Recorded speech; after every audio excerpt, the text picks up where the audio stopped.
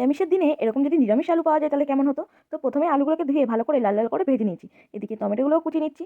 এদিকে আমার ভাজাও হয়ে গেছে। এবার আলুগুলোকে এক করে বাটিতে তুলে নিচ্ছি। তো দেখো কত সুন্দর এরকমভাবে ভেজে নেবে তোমরাও। এদিকে কাঁচা লঙ্কা আর আদা পেস্ট করে নেব। তারপরে এদিকে এটা পেস্ট করার পরে এখানে চাল মগজ আর চিনাবাদাম ভালো করে পেস্ট করে নেব। তারপর কড়াইতে তেল গরম করে তাতে ফোড়ন দিয়ে দেবো।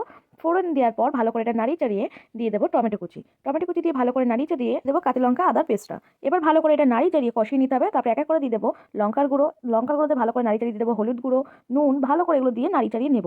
তো দেখো অনেকক্ষণ ধরে একটু কষিয়ে নিতে হবে। এটাই একটা টাইম মশলা কষানোর। তারপরে কষে আসলে এর ভিতরে সিদ্ধ এই ভেজে রাখা আলুগুলোকে আমি দিয়ে দিয়েছি। তো দেখো এরকমভাবে দিয়ে ভালো করে এটা নাড়িয়ে চাড়িয়ে ওই যে চাল মগজ আর চিনাবাদাম যে পেস্টটা আছে সেটাও কড়াইয়ের মধ্যে দিয়ে দেবো। দিয়ে ভালো করে এটা নাড়িয়ে চাড়িয়ে নিতে হবে। তো দেখো এরকম খুন্তির সাহায্যে ভালো করে নাড়িয়ে চাড়িয়ে নেবে।